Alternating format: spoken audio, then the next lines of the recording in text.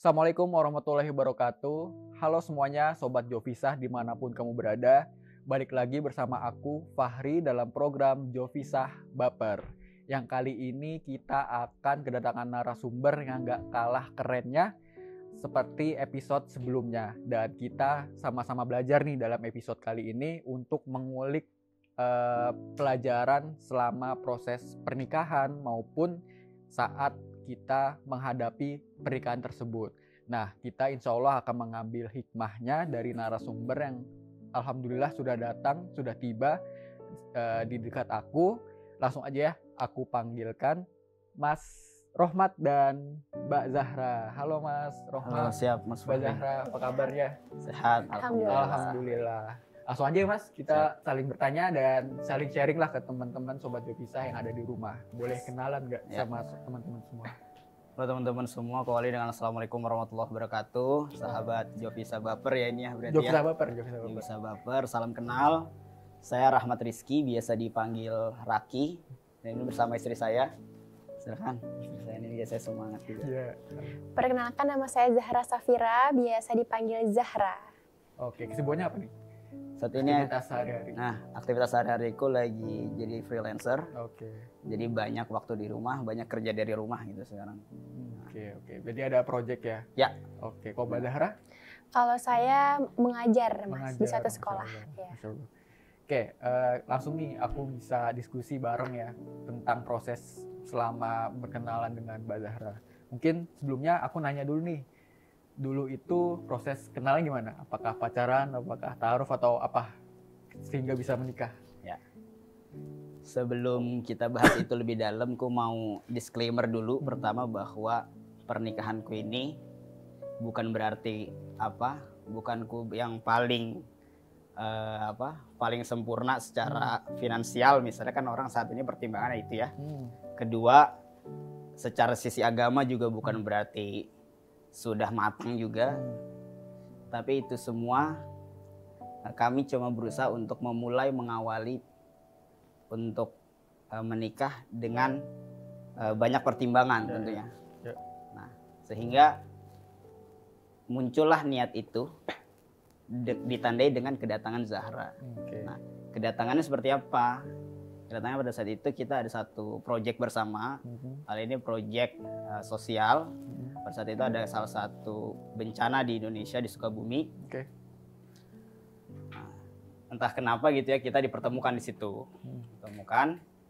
Nah, kita dari masing-masing organisasi. Nah, akhirnya aku mulai di situ mulai kenal dengan Zahra. Oke. Gitu. Boleh ceritain nggak kenapa bisa yakin sama Mbak Zahra? Kan banyak tuh pasti dalam organisasi banyak perempuannya dong. Kenapa tiba-tiba ke Kenapa Mbak Zahra? jatuhnya ke Zahra Iya, gitu ya? kok bisa. Jadi inilah yang ku sebut cinta tuh nggak punya alasan. Wow, ya. Jadi ini yang mungkin kalau kita harus mencari alasan, kita bisa terus mencari kan, Ya. sampai kita bingung nanti mau pilih yang mana. Tapi kehadirannya Zahra itu benar-benar tanpa alasan. Bahkan aku bisa jatuh cinta sama Zahra pada saat itu di proses masuk pintu ke salah satu ruangan sampai keluar pintu, kurang dari 5 detik Zahra ngambil satu spidol, saya ingat banget itu. Keluar, merasa bahwa apakah ini yang disebut jodoh kan? Oke. Nah, pada saat itu langsung ada kesan itu. Berarti Gitu. ada kesan pertama dalam interaksi. Dan kenapa akhirnya awalnya ngajak Zahra nikah tuh gimana ceritanya? Sampai akhirnya yakin beliau dan proses pertama akhirnya ngajak nikah Zahra. Setelah proses berapa lama? Maksudnya tadi kan kenalan, jatuh cinta lah. Terus sampai saatnya memilih Mbak Zahra itu berapa lama? Aku mungkin bilang nggak butuh waktu lama kali ya. Nggak butuh waktu lama karena di awal aku udah bilang cukup kurang lebih 5 detik. Aku bisa yakin sepertinya ini memang tanda-tanda dari Allah deh. Oke. Terus interaksinya ke Mbak Zahranya kapan? Interaksinya aku ingat itu untuk kita bicara yang serius ini ya. Serius. Itu di bulan Juli. Aku ingat kita lagi makan di tukang bakso. Langsung kita bicara. Kemana ngobrol kemana-mana, singkat cerita ya udah kita bulan September nikah. Oh berarti dalam konteks nongkrong nih, dalam organisasi terus? Enggak lagi tiba-tiba- emang kayak kita lagi organisasi, Oke. mau makan emang. Mau makan. Emang makannya kita kayak gitu kan, langsung makan di luar. Gimana kalau kita September nikah? Zahra juga gimana tuh? Tiba-tiba rasanya? ngajak berarti dalam sebuah obrolan nih, nikah aja yuk gitu. Gitu terus. Iya. Dari Mbak Zahra tanggapannya gimana waktu pas diajak kayak gitu? Pasti kaget. Kaget. Iya kaget. Secepat itu gitu. Cepat itu. Dan nyangka gak? Kok beliau gitu? Iya betul.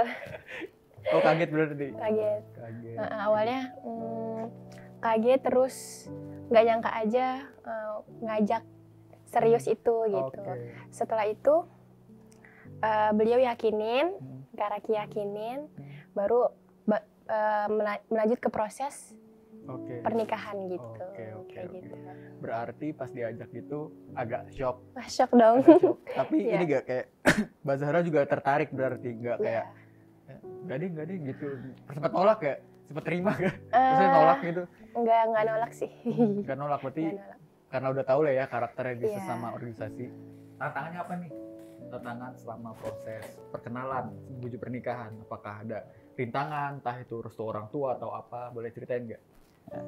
Jadi gini Mas Fahri, bicara rintangan itu sebelumnya aku juga banyak dapat lihat konten kan. Iya. Jadi konten-konten yang terkait dengan edukasi pernikahan itu dikasih tahu tuh ada 3 yang jadi rintangan kan. Pertama itu biasanya finansial. Oke. Kedua disebut tentang restu orang tua. Ya. Terakhir ini masalah wanita. Oke. Aku pikir ya kayaknya sih kalau misalnya aku udah ngajak nggak akan ketemu sama masalah ini. Oke. Ternyata ini bener ada. Bener ada. Ternyata ini beneran hadir dan sama banget masalahku, rintangannya di situ.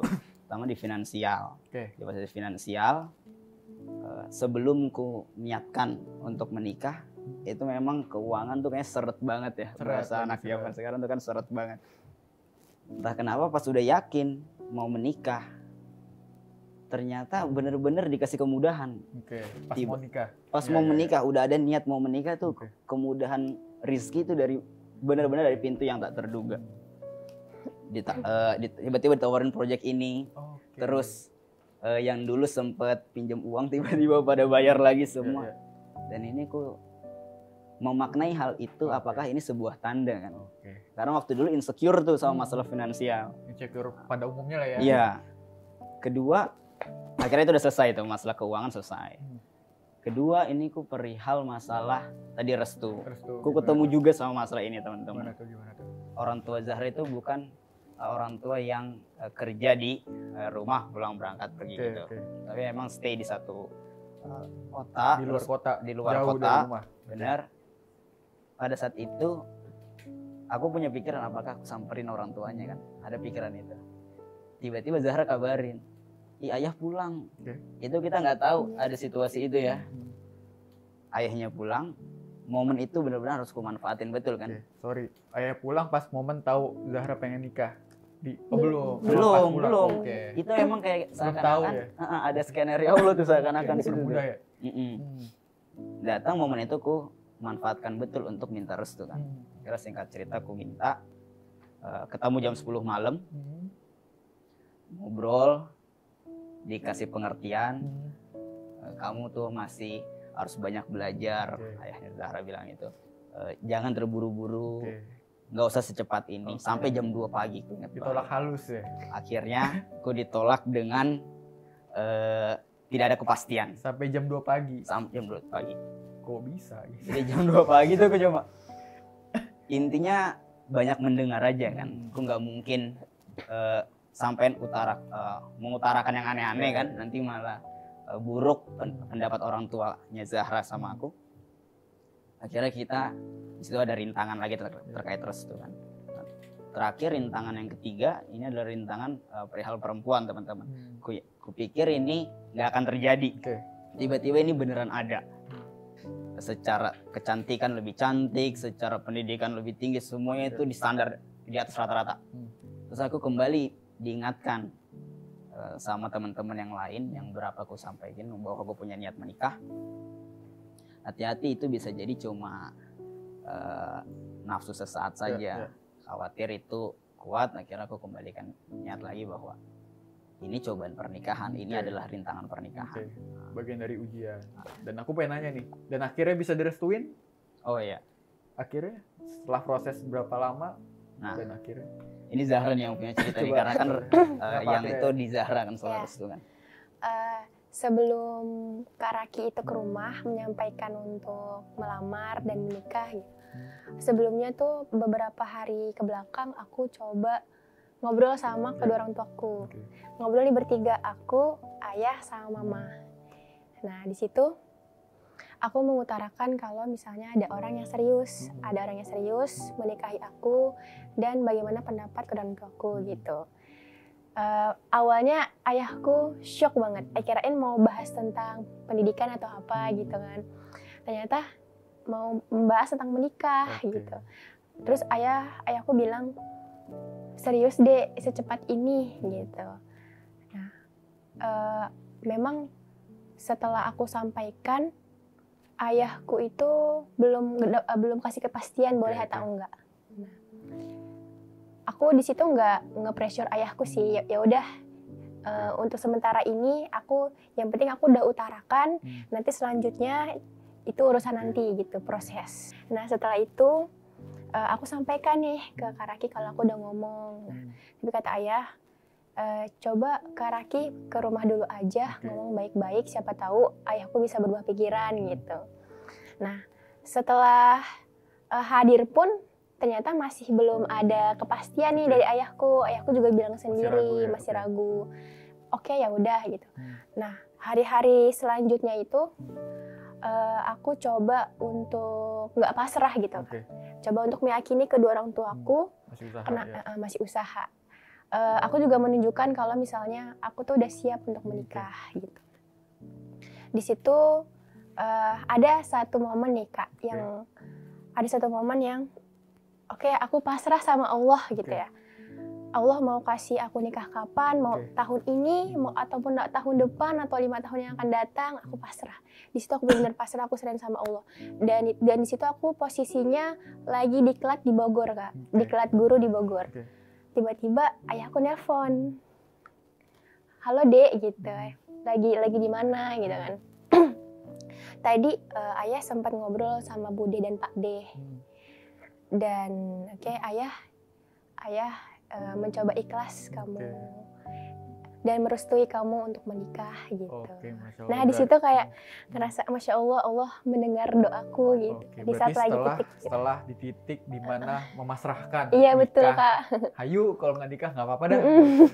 Gitu, masya Allah. Berarti di titik kita pasrah dengan niat baik, Allah malah membantu. Iya betul gitu. Kak. Masya Allah. Keren banget ceritanya, rintangannya, dan bisa kita petik hikmahnya. Aku pengen nanya nih ke Mbak Zahra, berarti ada gak keraguan sebelum akhirnya menerima Mas Raki? Baik Kak. Untuk keraguan pasti ada ya. Dan sahabat-sahabatku juga sebelumnya tanya, Zah kamu ragu gak sih gitu untuk nikah? Nah, di situ aku jawab, aku pasti pernah ragu Kak di saat titik mau menjelang akad. Nah di situ ragunya karena entah kenapa gitu Kak, dalam hati ada keraguan. Nah tapi aku nggak nyaman sama perasaan itu Kak. Aku nggak mau terus-terusan overthinking ke depannya gimana gitu. Jadi aku coba untuk cari sisi positif, vibe positif tentang menikah. Jadi aku coba untuk baca-baca buku tentang pernikahan. Aku baca buku tentang ternyata banyak sekali letak ridho Allah di balik pernikahan itu. Nah, jadi aku nggak berlarut sama overthinking itu. Aku coba untuk cari hal-hal yang bisa aku membuat lebih semangat dan positif kayak gitu sih. Berarti ada rasa ragu pengen nikah jadi atau enggak iya, gitu bener. Dan cara mengobatinya dengan belajar ya. Iya, Dan betul. penting banget tuh buat teman-teman semua untuk sebelum menikah penting juga belajar, entah itu baca buku pranikah, banyak juga di media online atau juga lewat media YouTube atau kajian pranikah, banyak banget deh. Jadi penting banget belajar sebelum menikah. Tips nih buat sobat Jopisah yang ada di rumah mungkin yang lagi insecure untuk mau menikah atau belum, dan mungkin banyak orang yang menanti pasangan jodohnya belum ada gitu. gimana biar kita tetap apa ya istilahnya on the track gitu on the ya. track, bisa sabar nanti jodoh. Siap. Apa? Ini Mas Fahri. Ini buat teman-teman yang lihat video ini, tipsku ini yang pernah kualami sendiri ya. Pertama, kita semua punya cara pandang terkait bagaimana memaknai pernikahan. Dan sudut pandang itu terbentuk pertama memang atas lingkungan. Kedua, dan kemauan. Apakah niat kita benar-benar nih mau menikah? Karena memang menikah dianggap satu hal yang berat, rumit, banyak sekali hal yang harus kita persiapkan. Sebenarnya kalau bagi saya, secara pribadi, masalah-masalah itu adalah sebagai modal untuk kita mempersiapkan diri.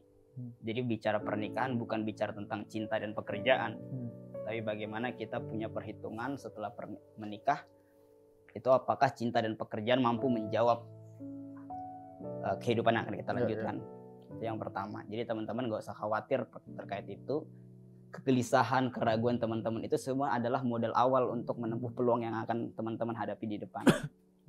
Itu yang pertama. Yang kedua, teman-teman kalau memang sudah ada niat mau menikah, yang pasti sudah jelas akan banyak sekali rintangan.